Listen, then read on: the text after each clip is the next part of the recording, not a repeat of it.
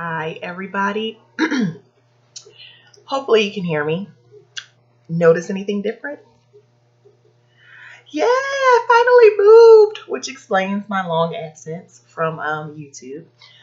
But today, it is Wednesday morning, Wednesday the 4th. Yesterday, I had the opportunity to go to the Philadelphia training, Inspire training, which was absolutely amazing. I mean, oh my goodness. All I could say all day was, I feel so full. I feel so inspired. And I just had to get on here and just talk about how truly amazed I am with this company. Like, whereas I thought that, oh my gosh, these clothes are great and, the culture is great, it just completely blew me away. I mean, it's so funny because I've heard the consultants get on and say, if you can get to a training, it's amazing. And I had really no idea just how awesome it really, really, really, really is. Like, I would urge, as a new consultant, as a thinking about joining Lularoe as a QB, get to a training. They talk about, I got a lot to say in this video, guys. So if you got some time, watch it. If not, break it up and come back. But they talk about, how awesome and humble Deanna is and how you can feel like her warmth when she walks into the room. And I've always been one of these people where, not that I'm not impressed by people, but I feel, we're all people, etc. But I've never met someone who, I guess you would say, is so high on the totem pole, who is truly heartfelt and loving. And I mean, she came right up to me. I didn't even know she was behind me. I was talking to my sponsor, and she came right up to me and she gave me a hug. I'm like, and it was almost like a star shock, but she came up to me and she gave me a hug, and it was a genuine hug. It wasn't like, I gotta hug you because this is the thing that I do. It was, I do this. Like, I'm a hugger. Come and give me a hug. And it was one of the many hugs that I got from her that day. I got to take a picture with her, which probably a lot of you will be able to see on my Facebook. I got to chat with her just for a few seconds because I know there were so many people, but she literally took the time to take pictures with everybody that wanted a picture, took the time to listen to whatever we had to say, even if it was just our ramblings about how great she was. And I just thought that was something so special because she's a busy lady, and she does, I mean, I can't imagine doing this 3 or 4 days out the week and not tiring of it, but she's got this energy. And not just her, I got to meet Justin, and I got to meet so many people. Oh gosh, I can't remember names. Like, I'm still really overwhelmed by the whole experience, but I got to meet some of the traveling coaches who are amazing, and their stories are amazing, and they will really tell you, like, listen, you're no different from me. You can be here. Like, just work your business. Figure out how to work it and work it.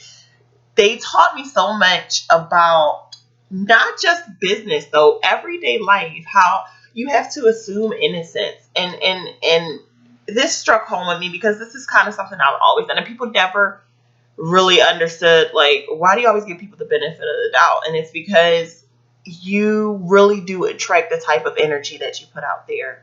And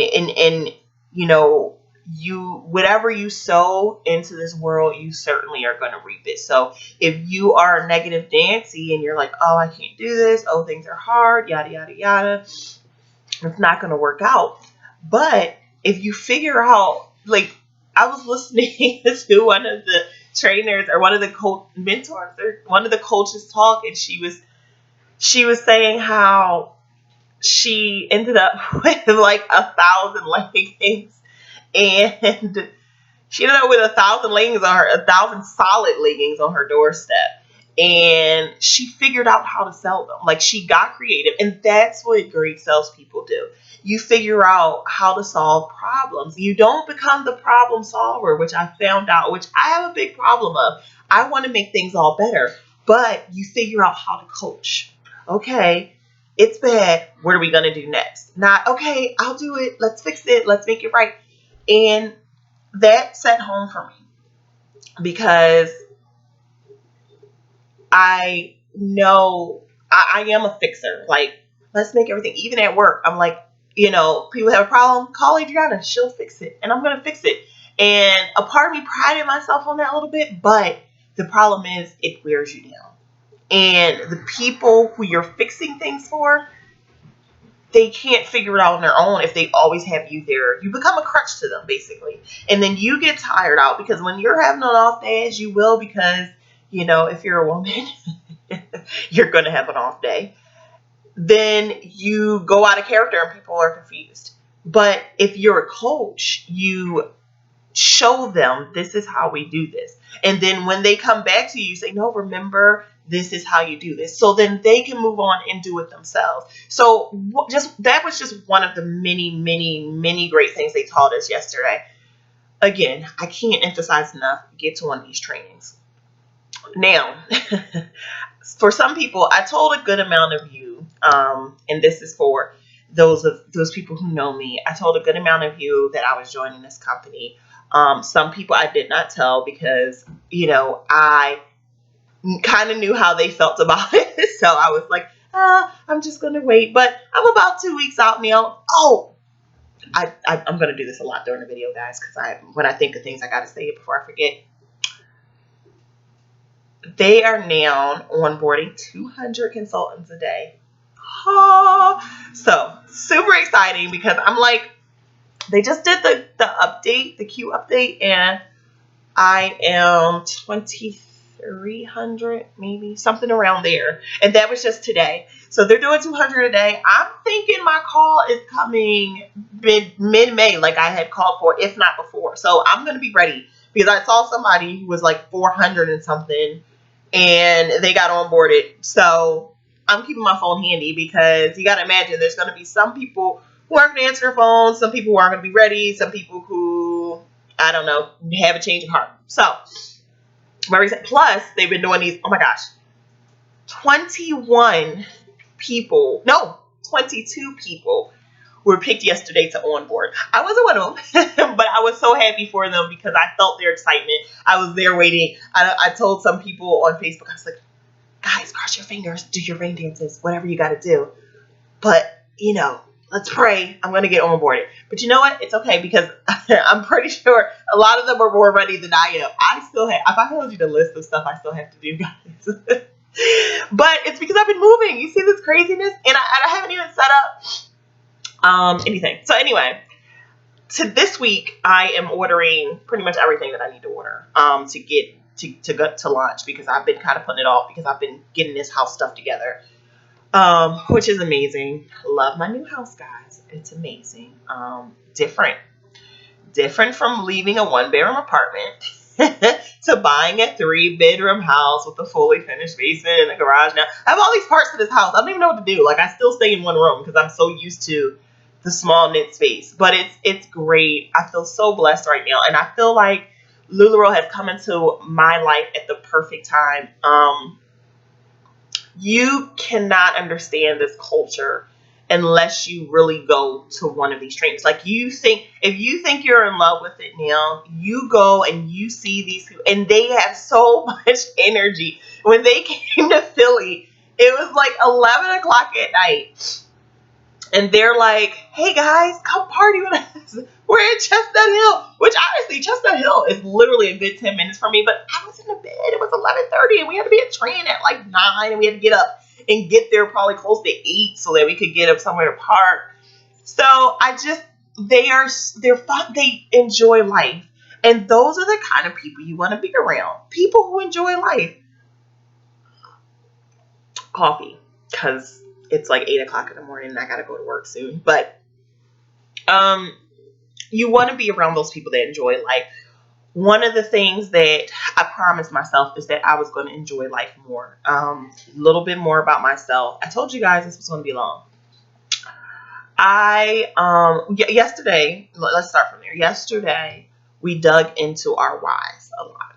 We dug into, why are you doing this business? And then after they asked why, we answered it, but why? And what they wanted to do was get us to dig deeper into, what is it that drives you? Why? Why should anybody care? And I had this, it was a great exercise because as I was talking to this lady who I'd never met before, who now I think is so awesome, and we exchanged business cards, and I realized she doesn't live too far away, and she's on my team. And as I was talking to her, I realized that I wanted to do this for me. And not for me in the sense that, oh my gosh, me self-centered, but so many things I did growing up and becoming who I am was for other people. I wanted them to be proud of me. I wanted them to be happy for me. I wanted their approval. And, I went back and forth. Even to this day, sometimes I do things because I want people's approval, which is why I fall into that fixer problem. I want people to be happy with me. I want, and I used to say I just want them to be happy, but I wanted them to be happy with me. And which was another reason I kind of held off on doing, announcing to everyone that I was joining Lularoe, because I knew there would be people who say, don't do that. And these are people who are close and near and dear to my heart. And, but here's the thing. A few years ago, I lived in Florida for 10 years. I moved back to Philadelphia, and everyone who lived in Philadelphia said, why are you coming back here? You're leaving beautiful, sunny Florida to come back here? Why? And I had an answer for them. I said, because for me, this is the best decision for my life. See, here's the thing.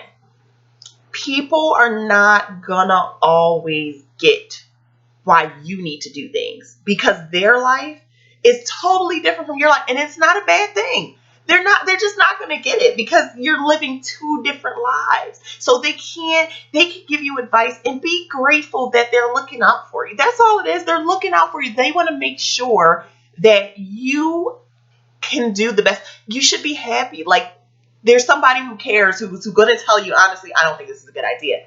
But just because they don't think it's a good idea doesn't mean it's not a good idea. It's just not how they feel is a good idea. So again, when I moved back here, everybody was like, you're crazy. I don't know why you're moving back. My mom initially couldn't believe it. My aunt told her, yeah, Adriana's moved back to Philly. And she's like, no, she's not. And yeah, I started sending boxes up to my wonderful father. Who then started randomly having to pick up boxes at the post office. But so anyway, I decided to move back here. Within 3 weeks. Now, when I lived in Florida, it was so hard because a couple things about me. I was born with albinism, so you can't tell in this picture. I do different things with my hair, as you guys could probably see from my videos. But I was born with albinism, so that basically means you have no pigmentation in your skin. For those of you who don't know what albinism is, you're born without pigment in your skin, so you have no ability to make melanin, which is what gives you a tan and which darkens you. So I don't tan people, which is another reason I left Florida. I don't tan, I burn. So I go from this lovely porcelain to red, and that's it. So Florida is really, really hot all the time, unless you're in a department store, and then it's freezing. So, but anyway, so I came back. I moved to Philadelphia against most people's thinking I'm crazy and you shouldn't do this. But when you have it in your heart that you need to do something, you need to do it. And a lot of time that's God pushing you. And I truly believe I'm a believer in God, and I truly believe that He lines you up to where you need to be. And when He gives you that nudge, you gotta go. So moved back here. When I moved back, my dad said, so, what do you want to do? What's your plan? Gave him the plan. I'm going to finish school, get a job, find a place, and yada, yada, yada. The rest is history, right? I moved here 3 weeks later. 3 weeks later, I had a job. Excuse me, 1 minute.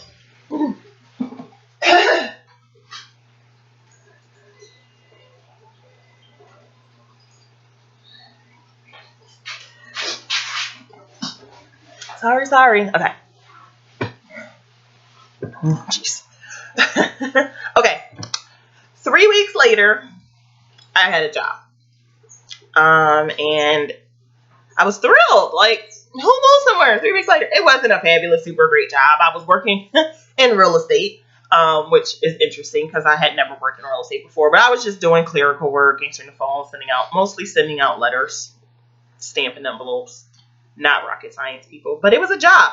And I was happy because I had one. And it was in walking distance in the city. I didn't realize how much of a city girl I was, but let me tell you, I love the city. I can't live there because it's super expensive, but I love the city, the lights, everything. So anyway, sorry, getting off track. We're at about 60 minutes. So anyway, I wanted to get a better quality of life for myself. When I lived in Florida, I had to depend on people. In Florida, you have to drive. You can walk, but again, if you're like me, you're going to burn and it's going to be terrible. And if there's public transportation system's not the same. It's just different.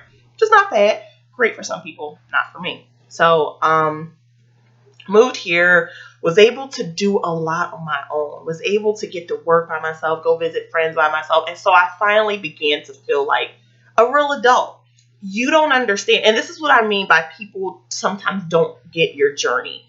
You know, you can tell them, but unless they're really in your shoes, which is why so many times I try to place myself in somebody else's shoes, because unless people are in your shoes, they don't know. So being born with albinism, you also tend to have visual problems a lot of times because with most people, your the melanin helps block. So you have different vision problems. I want to say majority of us do have an intolerance to the sun. I don't know what the percentages are, to be honest with you, on how many of us drive and how many of us can't drive. And we have various other little things that go along. Doesn't affect the quality of life too bad. You can get around it. I have. People don't even know when I tell them. They're like, what? So, but you have to make adjustments for your life. Nobody that I know, anybody else, is legally blind. So you don't know my journey. And you don't know what I have to do to make every day work. I may have to work sometimes at something you can do easily. I may have to work sometimes at it 2 times harder. And that's fine. Because honestly, that's made me the driven person that I am. One of the things I love that my mother instilled in me, she said, Adriana, I never want to hear you say can't. And I looked at her like, but I don't want to hear you say can't. But because she told me that, I am the woman who I am today. I have accomplished so many goals from those simple things. You don't tell me can't, because there's a way. And she doesn't know how much that impacted me. My father said to me, he sat us all down one time, it was 4 of us girls, and he said, listen, do something that you love, because if you love to do it, the money will come to you. And I reminded him of this maybe like last year sometime. He's like, yeah, I know, I told you that. I'm like, no, it's working out for me. So don't tell me anything different. So those words and things really resonate. I don't know if they know. So maybe when they watch this, they'll see. But those words resonated with me so much into my adult years. And I keep those with me. So anyway, trying to cut this short, guys, but I have so much to say. Like I told you, it's worked so much out of me. So anyway, I was working, I'm making money, So I worked for a few months. Suddenly, the people who I was working for said, you know what, we've got too much staff, cut some staff. Boom. Just like that, I had no job again. Then I got really sad. I was still in school, finished up school, but I was like, oh my gosh, how am I going to move out? I told my dad I had this plan, yada, yada, yada. So I'm working, I'm doing the same thing. I'm putting in applications here, still trying to do school, yada, yada, yada.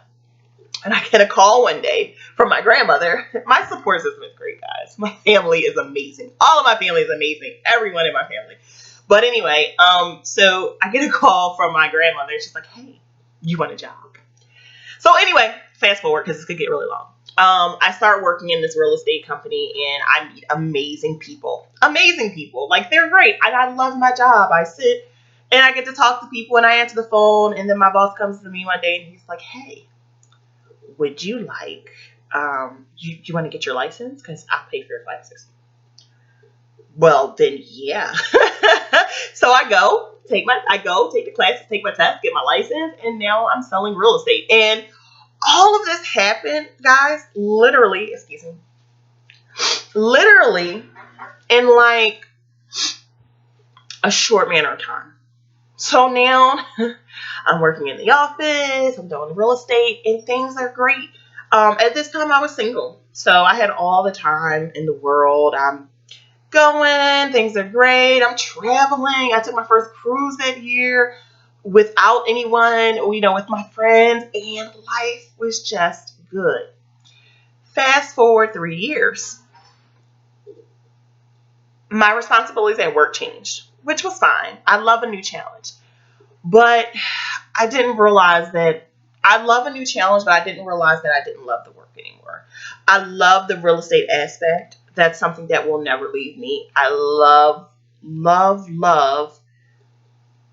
being able to find people their perfect home or their next investment, and that being so happy. That makes I love that work. The details of the inner workings of the office, I realized I don't love this work. But I built a family here, and people are so proud of me. And how can I tell them that, and I got so many great things from this person that I worked for. My boss is amazing. He's giving, he's generous. He will teach you everything. I've learned so much. So how do I tell him I don't like working this office stuff anymore? I'll stay on as an agent and work with you, but I can't do this work anymore. I'm tired. I'm exhausted, and I don't love it. I don't love it like I used to love it. And that just brings me to where Lularoe fell into place. When I got introduced to this party, I'm thinking I'm going to go and I'm going to buy some clothes, because anybody who knows me knows I love clothes and I love shopping. And my friends are probably laughing as they watch this, because I love shopping. Like, literally, before I used to go shopping every weekend. But I'm not crazy. Like, I'm not going out and buying every designer name. Like, I like a good deal too. But anyway, so I went to this party and I'm like, okay, I'll try this dress on. I'll try this skirt on. Really safe colors. I got a black and white dress, tried on a black Cassie skirt. And when I put the clothes on, when I say I've never felt so comfortable, because for me, it wasn't about, I had image issues. Being a person with albinism, being an African American with albinism, you feel you're in a weird spot, because people don't know. And I get asked so often, well, what's your ethnicity? And, honestly, what is anybody's ethnicity anymore? Like, we're all a mix of everything, but people like to put you in a certain box. Me growing up the way I stayed out of boxes, or tried to stay out of boxes, because, I never really fit into one. So anyway, had some identity issues, but not to where, I don't know. I'm trying to figure out how to word this, but I grew up with a lot of identity issues and a lot of self-esteem issues and a lot of these different things, because I didn't look like everybody else. I didn't look like any member of my family. I had blonde hair and blue eyes. Nobody in my family has blonde hair and blue eyes. If I figure it out, I'll drop a picture, and so you can see a picture of me and my family. So I've always stood out. And I read once somewhere there's this amazing albino model, and she wrote somewhere, she said, people are going to stare. No, it probably wasn't her, but I read this somewhere. They said people are going to stare. Give them something to look at. So that's when I fell in love with clothes, because I'm like, if you're going to look, I'm going to give you something amazing. I'm going to paint a beautiful picture for you to look at. But so anyway, I'm gonna wrap this up. But I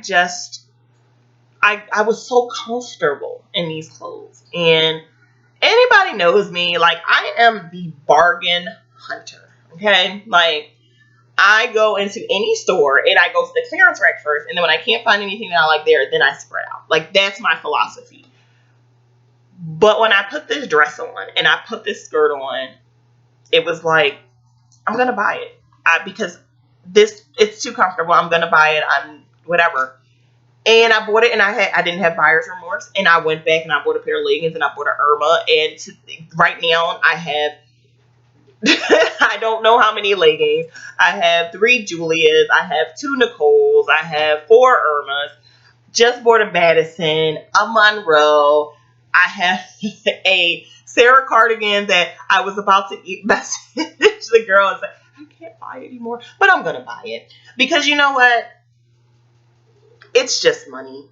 And yeah, some people say, oh, these are just things. These are just things. I've gone through enough in my life and enough loss to realize that even if they leave, you can get them, you can work hard, get it again.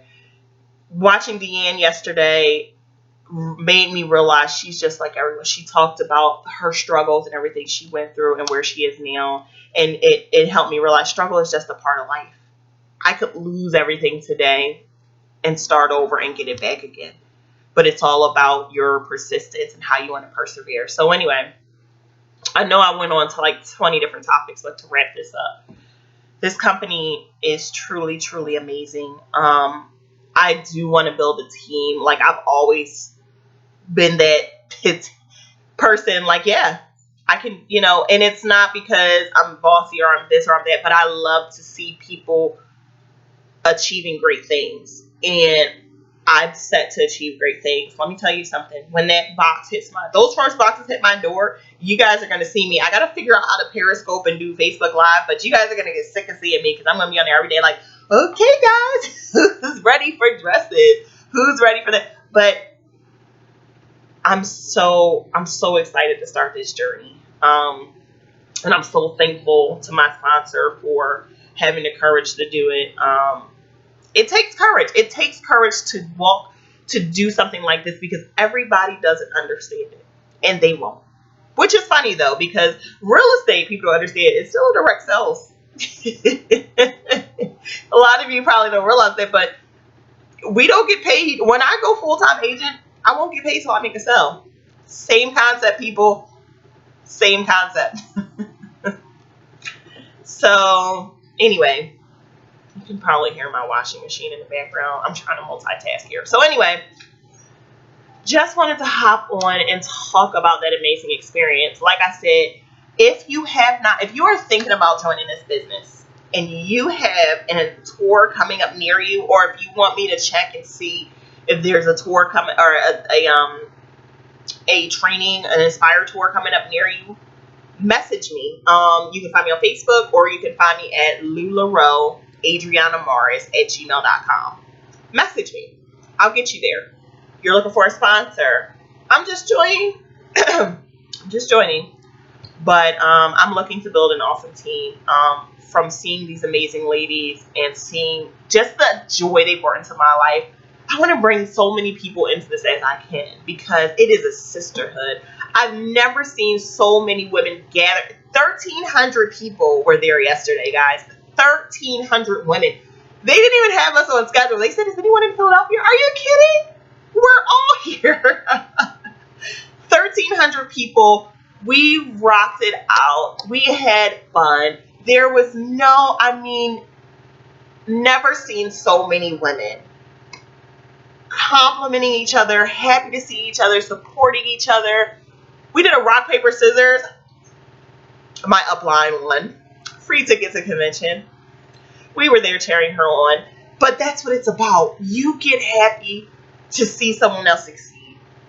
So anyway, guys, like I said, if you're interested in this movement, email me, Lularoeadrianamorris@gmail.com. I'll drop it in the description link. If you just want to know any questions that I can answer at this part in my journey, I'm going to answer for you. And you guys are going to see me some more now that I'm settled.